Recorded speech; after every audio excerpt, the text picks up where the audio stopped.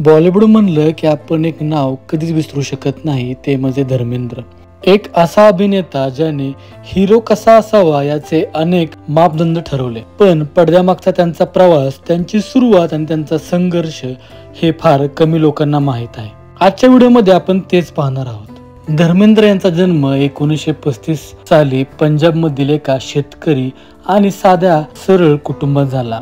त्यांचं लहानपण, शाळा, मित्र आणि फक्त एक छंद तो म्हणजे सिनेमा यात गेला. धर्मेंद्र सांगतात, चित्रपट मी इतके पाहायचो की त्यांच्या मनात एक नेहमी विचार यायचा की पडद्यावर एक दिवस ते दिसतील का. त्यावेळी मर्यादा होत्या, संधी कमी होत्या, पण त्यांचं स्वप्न मात्र खूप मोठं होतं. फिल्मफेअर टॅलेंट हंट ही त्यांच्या आयुष्यातील सर्वात महत्वाची आणि मोठी पायरी. मुंबईत आले. मुंबईत त्यांचं घर नव्हतं, ओळखी नव्हत्या, पण विश्वास होता, मेहनत केली तर नक्की मार्ग सापडेल.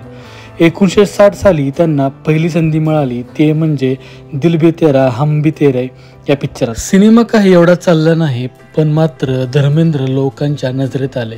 हळूहळू छोटे रोल, सपोर्टिंग रोल, मग मुख्य रोल. धीम्या गतीने पण स्थिरपणे त्यांची ओळख वाढत गेली. 60-70च्या दशकात त्यांच्या रोमॅन्टिक रोलने प्रेक्षक त्यांच्यावर खूप प्रेम करू लागले.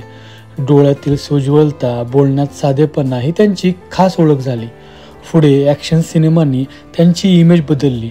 ते झाले इंडस्ट्रीचे ही मॅन. वीरू हे एक असं पात्र ज्या पात्राने भारतीय सिनेमात वेगळीच ओळख करून दिली. धर्मेंद्र यांचं नैसर्गिक अभिनय, त्यांचा अंदाज या शोले पिक्चरच्या निमित्ताने आज लोकांच्या आठवणीत ताजाच आहे.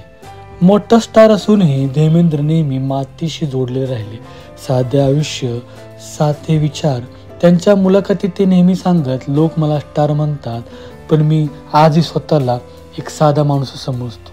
अनेक हिट चित्रपट, अनेक पुरस्कार, पण त्यांच्या मनात त्यांची जागा फक्त त्यांच्या यशामुळे नाही, तर त्यांच्या स्वभावामुळे सुद्धा लोकांच्या मनात त्यांची वेगळी जागा होती.